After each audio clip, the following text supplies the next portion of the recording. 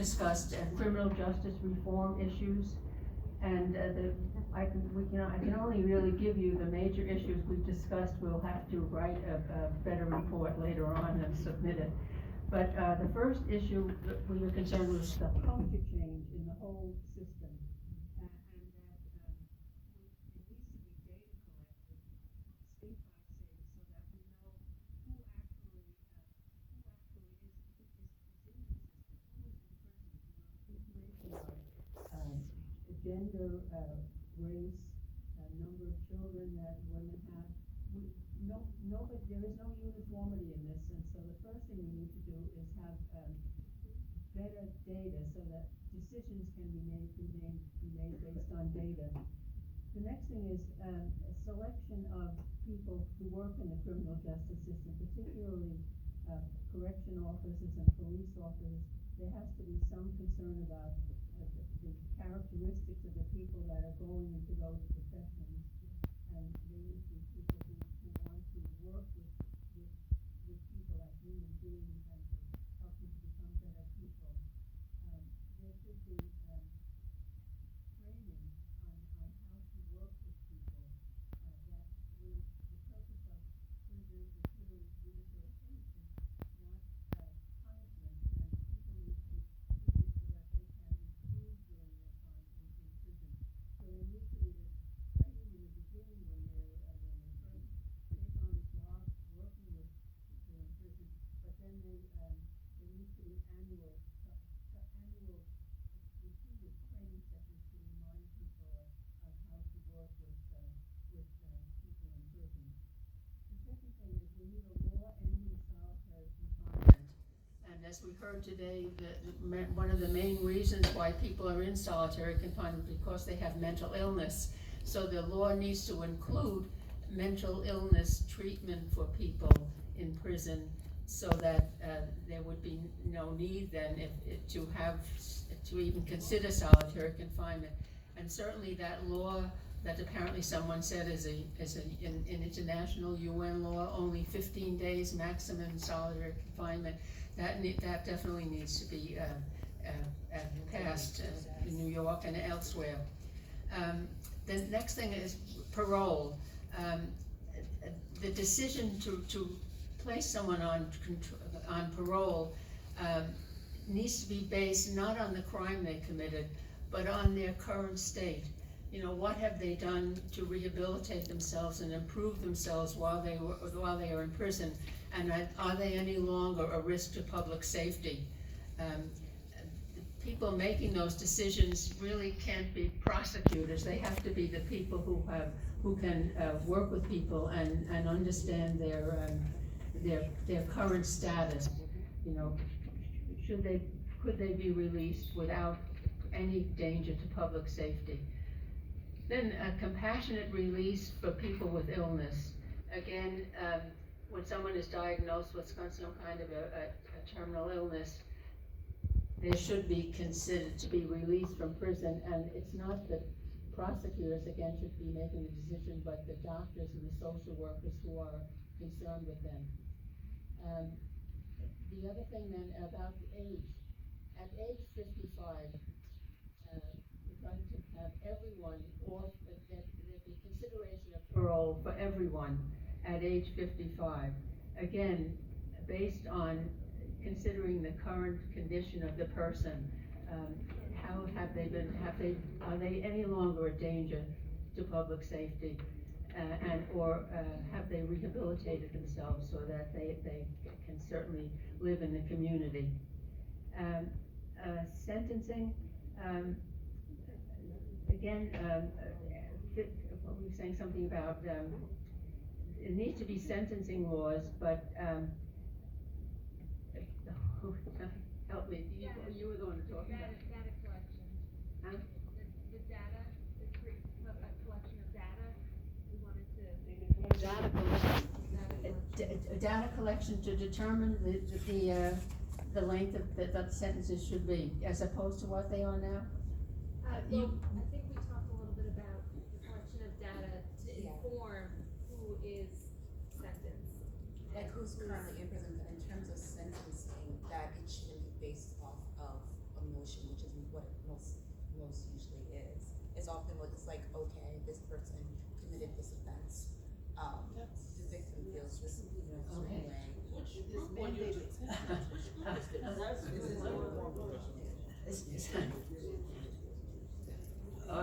I think we need to work on this and get it straightened out, but it should be based on, not on emotion, and not on the victim's concerns, but on Rehabilitating. on whether the person has been rehabilitated. Okay, we'll work on developing a better report.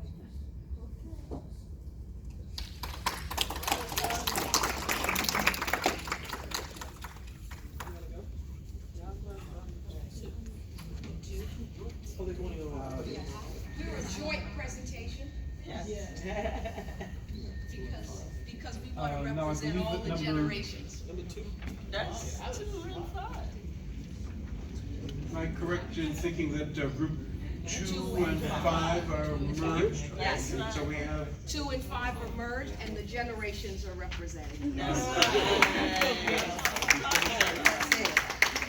So I'm gonna cede the microphone to my colleague, my young colleague here.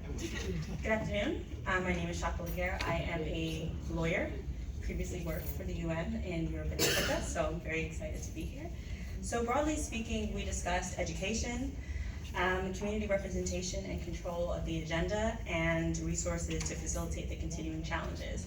So in terms of education, we really wanted to focus on the importance of having civic education in our communities. We found that, for the most part, elected officials who are in the positions to be affecting the policies and legislation that will create the reforms that we want to see in the criminal justice system are now in power but struggling to still get things done. And the problem is there seems to be a lack of political will. Now, the issue with the lack of political will is that if you have these people in power, then what is actually stopping them from doing what we have elected them to do? And the problem is there is this notion that we're electing them to do certain things, but then they do not do those things. So how do we resolve this problem? Educating the electorate.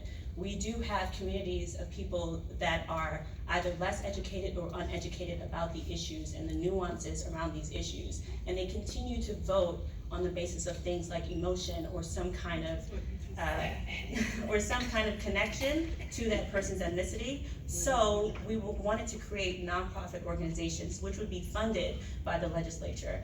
And the purpose of these nonprofit organizations are to specifically educate our communities about the importance of, for example, their voting power, the importance of addressing criminal justice reform from an intersectional perspective. So criminal justice reform is not just about violence and rehabilitation, it's about things like housing, it's things like mental health, it's about things like education, it's about things like re-entry, and it's about things like community and understanding that human beings can redeem themselves. And I think that these are some of the issues that we need to be focusing on in terms of educating our people. Good.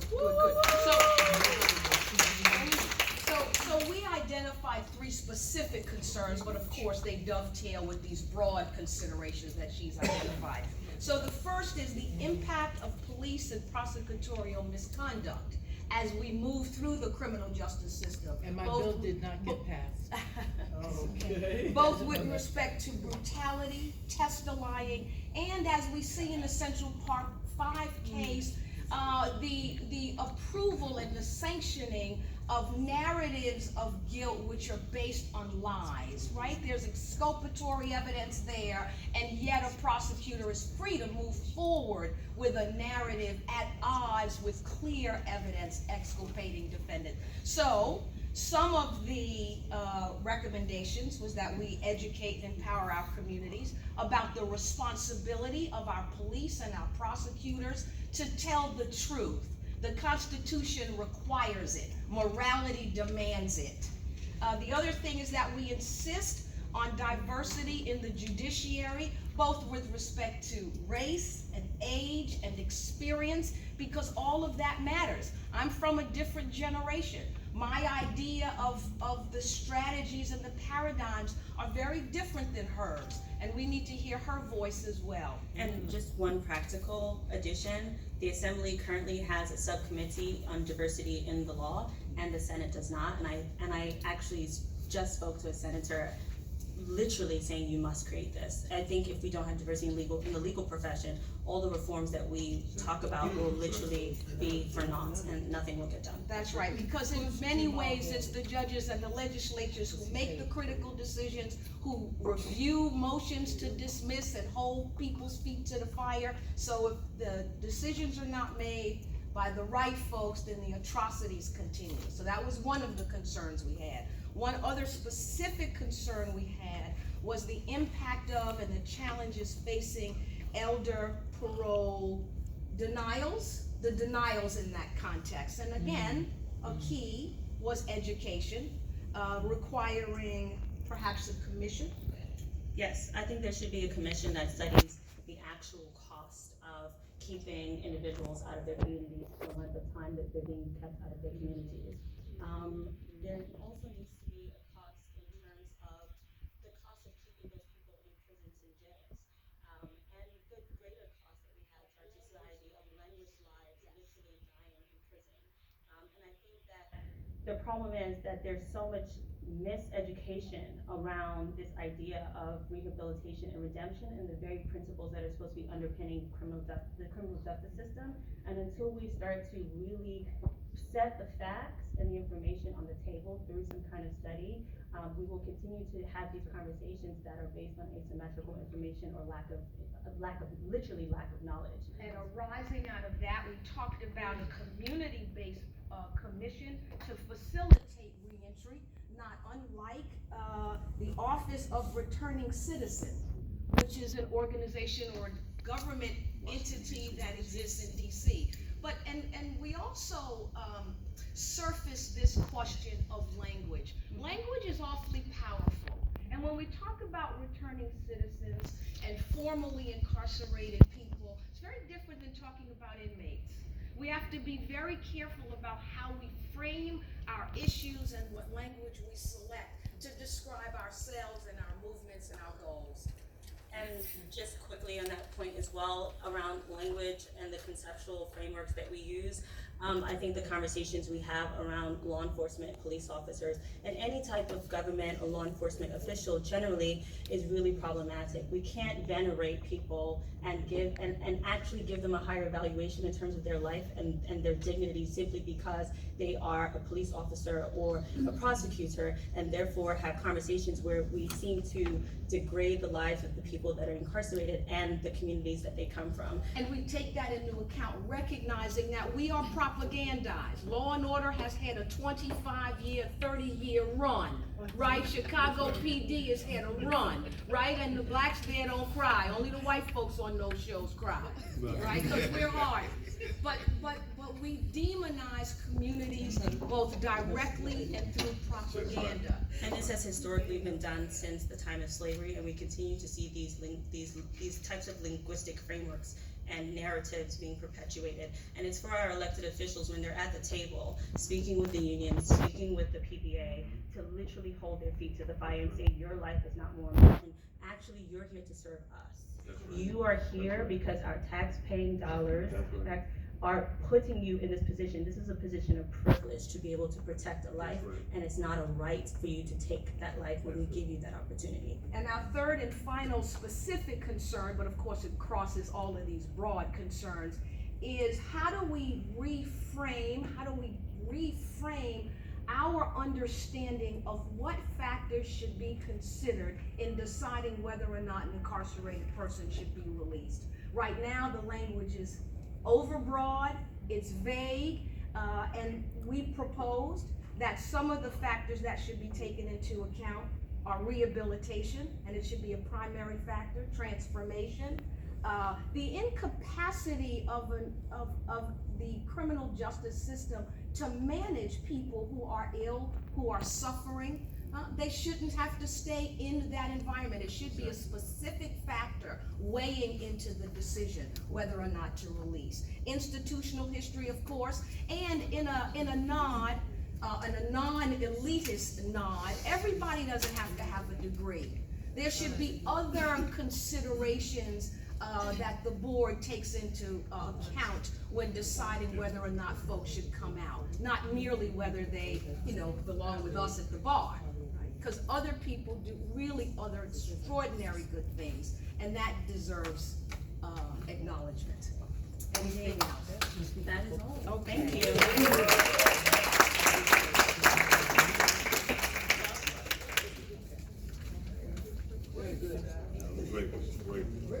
Number 3.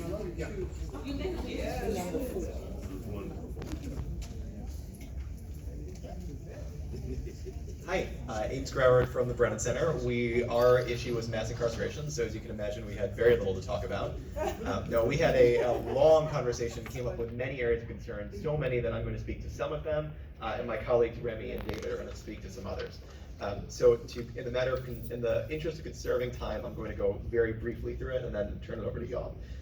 Something near and dear to my heart, one area of concern is a lack of good data on the criminal justice system. Our crime data, our data on who's incarcerated and what they look like, not just race, but what they look like socioeconomically, is woefully out of date to the point that some of it is like 15 years plus old.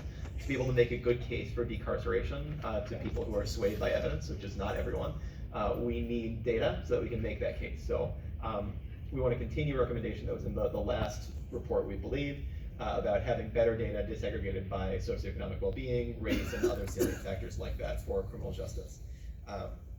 We also spoke about the treatment of seriously mentally ill people and people struggling with substance abuse, and how those people are funneled into the criminal justice system, which does them no good and does society no good. The solution, or our recommendations to it, are fairly straightforward. We want to increase the availability of alternatives to incarceration. Especially have, I was misreading my own handwriting, supportive housing and substance abuse detoxification programs, so that people can actually go to somewhere and get well rather than go to a cell where they don't get treatment. So the substitute, say, crisis centers for jails in urban counties, ex-urban counties struggling with opioid addiction. And we want to end the use of solitary confinement in accord with some of our colleagues, because that makes mental illness and substance abuse worse, not better. Our target audience for that is law enforcement, but because law enforcement is the first line of intervention in many of these cases, and if they decide an arrest isn't a great idea here, instead let me send them to this crisis center, that's a good step in the right direction. But we also want to target all levels of government. I have 2 more that I'm going to run through. Overuse of incarceration. In general, we treat incarceration as a punishment of first resort rather than last resort. We want to make sure that we want a complete rethinking of who we incarcerate, why, and for how long, leading to a solution of comprehensive sentencing reform. And on top of that, we can't just have sentencing reform, it needs to be retroactive, so people who are already in prison can get the benefit of those changes. And we want to have forgiveness programs and broader use of the clemency power by executives to get people out of prison who don't need to be there. Our target audience to that is policymakers, again, of all levels.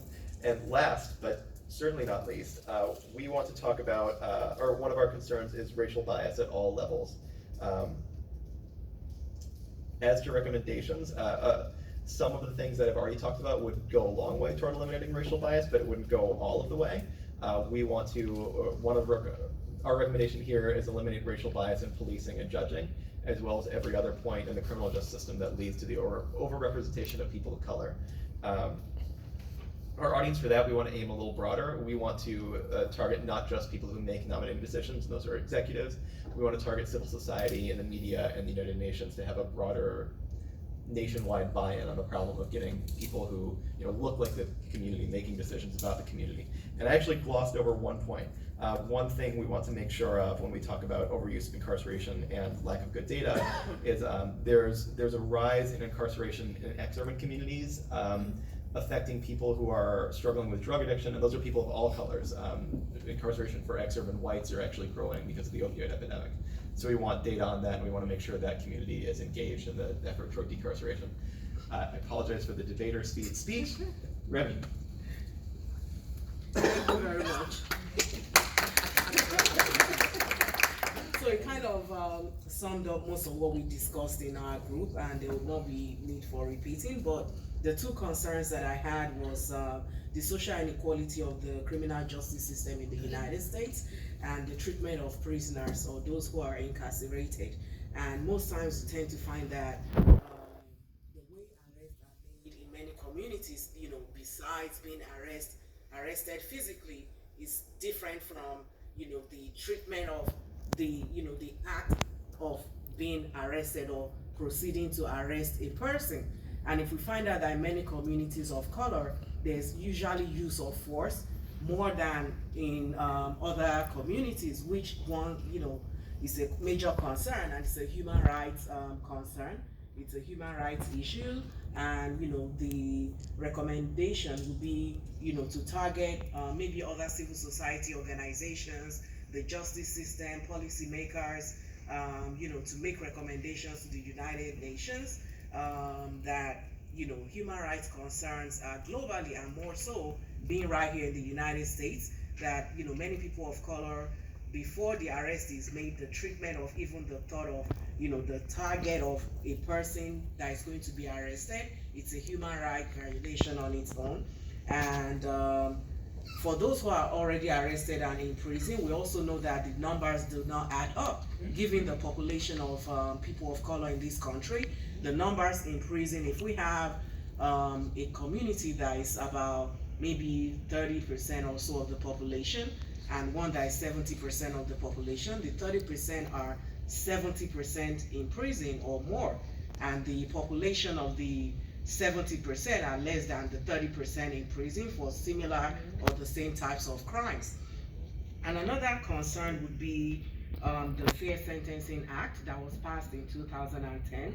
Great opportunity for those in prison to be heard by the criminal justice system or judges, to actually have the opportunity, instead of dying in prison and being forgotten, to have the opportunity to actually see a judge for a reduced prison sentence, or to wipe away their crime, or forgive them, or but the problem, the main concern, is that the wait time to actually see a judge is endless.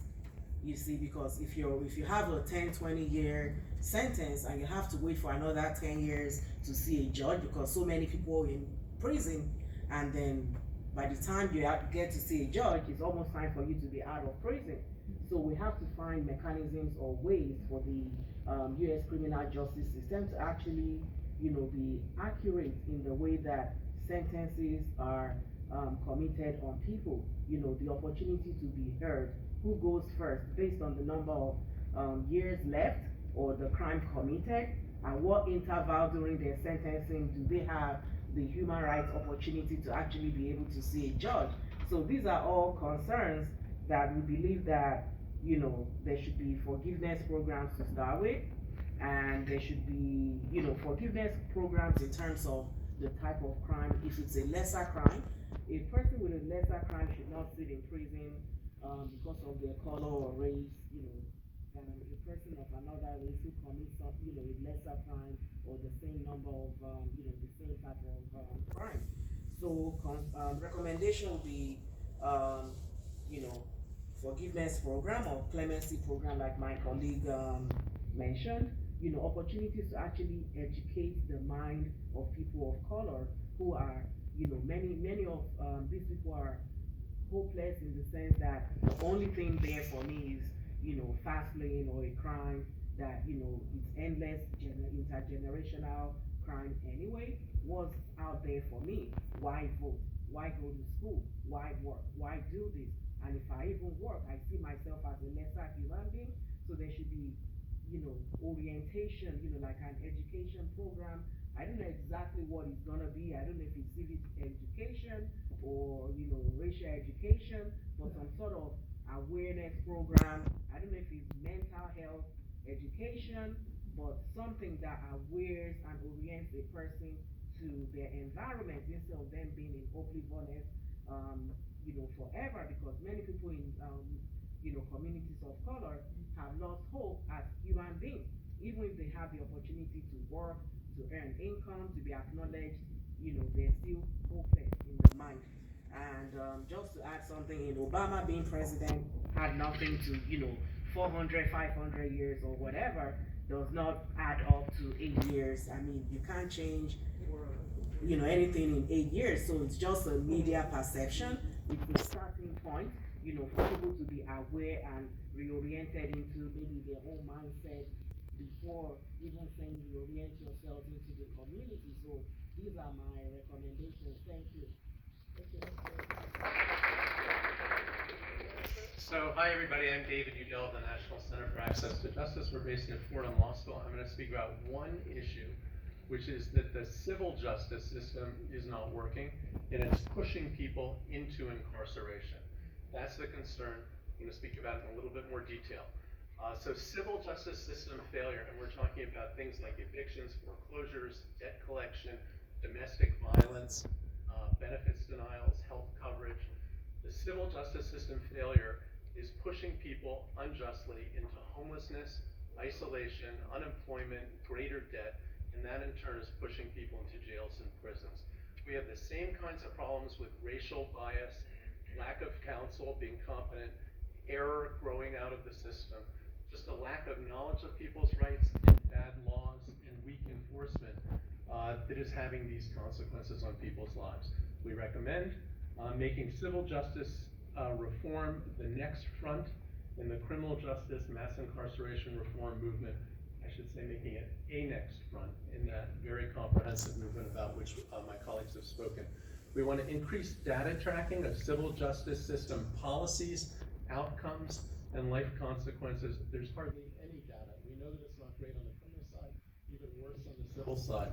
We want to reform civil justice policies to increase fairness, meaning better tech innovation in the civil justice system, better lawyers, more lawyers. There's not a right to counsel in most categories of civil legal problems. Laws that are more protective of the rights of tenants, of debtors, of people abused by domestic violence, perpetrators. And our audience we have in mind is federal, state, local government, courts specifically, philanthropy. We're here at the Ford Foundation today, and the United Nations and the global community.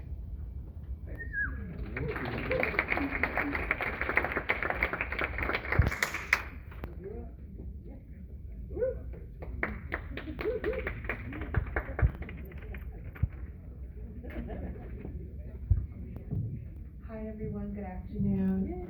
Thank you for your attention. I am the reporter for Group 4.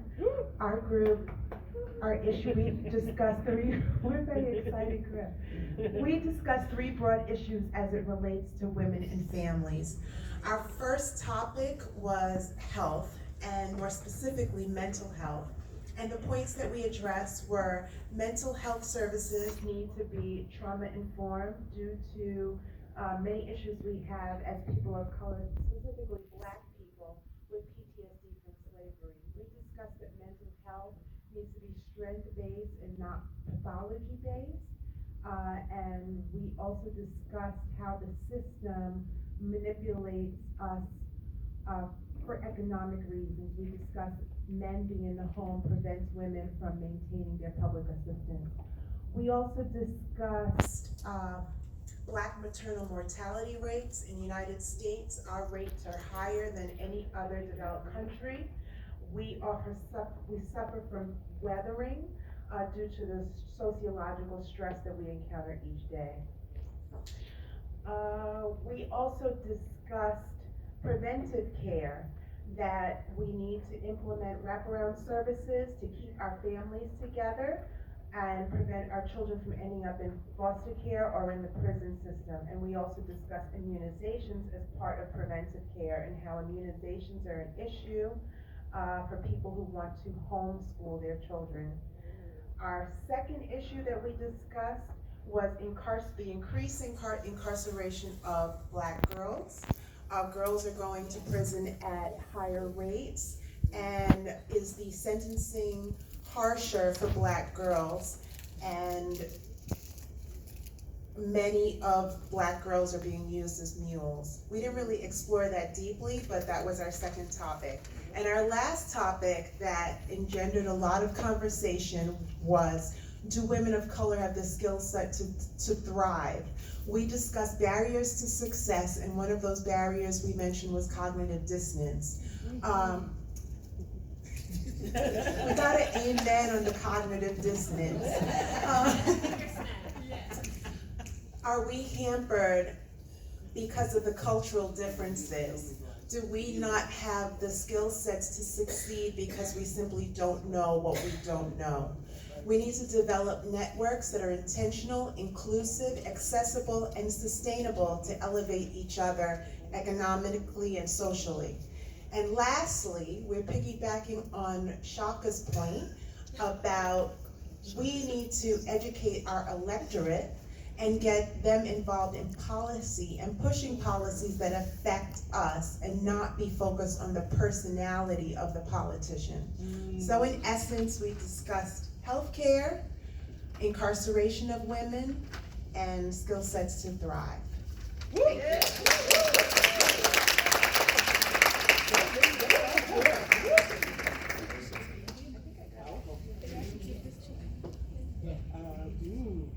Can you give it? Yeah.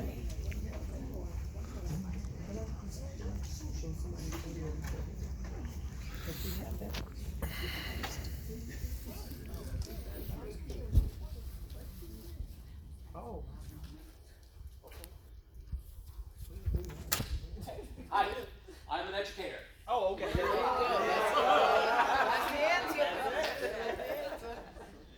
I'm also professionally trained voice actor, so you maybe have heard me on the radio. So I can use my voice in a variety of ways. I'm Robert Windorf. I'm an educator on Long Island. It's great to be here. Thank you again for the invitation and also my best to do. I was the reporter, rapporteur en français, for Group 6 and 7. Okay? The conditions of children in custody and also asylum conditions. These are the notes I quickly took. I'll go through them. And then at the end, we have recommendations, which naturally is the purpose of today's event. The treatment of children in custody for our group was greatly enhanced by having Bill and Smita, especially Smita had recently, she told us, been in El Paso and visited private and federally public detention centers. And she said that naturally, as we can surmise, the conditions were deplorable or not so deplorable. They vary, and naturally the number of children, the way that they are held, varies by the facility.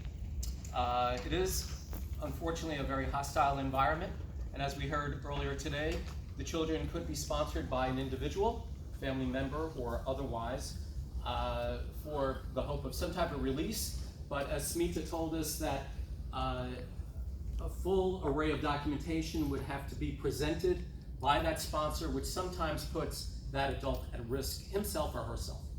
So that's a deterrent, sometimes for people, certain people coming forward as sponsors. The children in the better facilities are allowed some type of playtime, where they're given soccer balls to play with.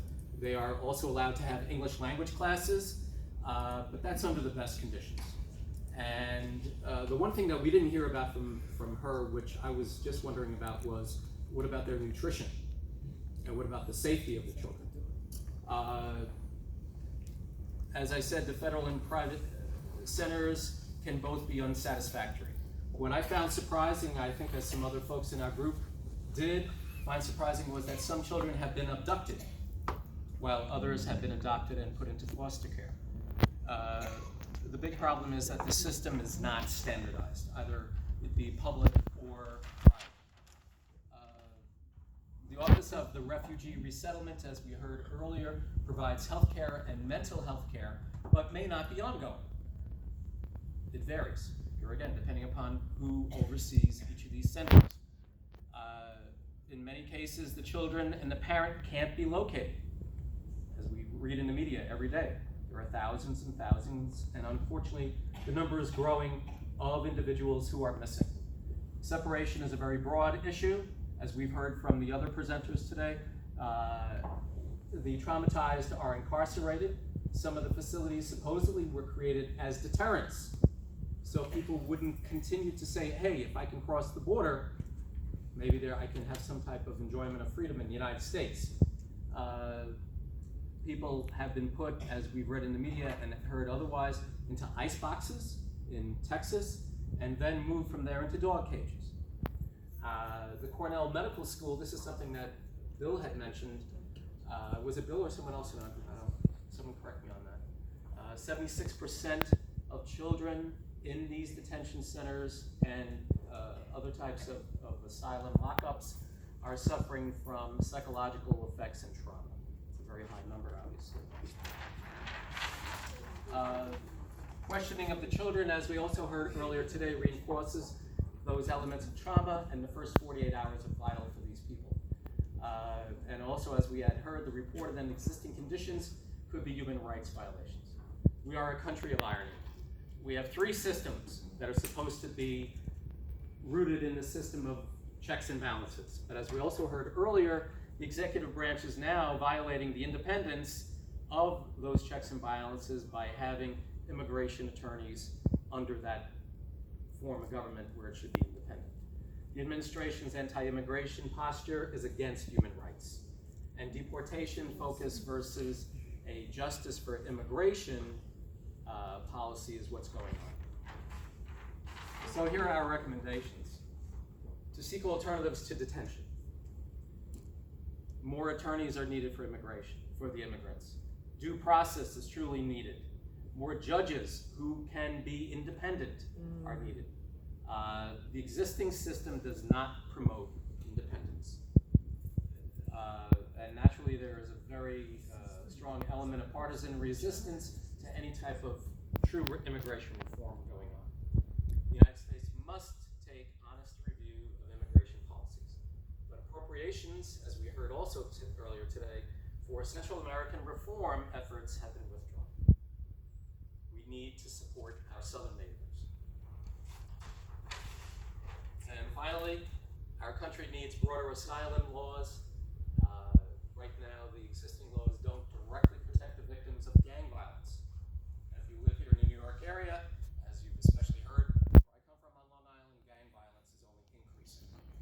Greater community education is needed for local communities around our country, especially next year being an important election year, to understand significant misinformation regarding immigration. More humane policies are needed. Pressure via the UPR, which is why we're here today, is hoped to present dire need for changes to influence the 2020 candidates. So thank you. Yes.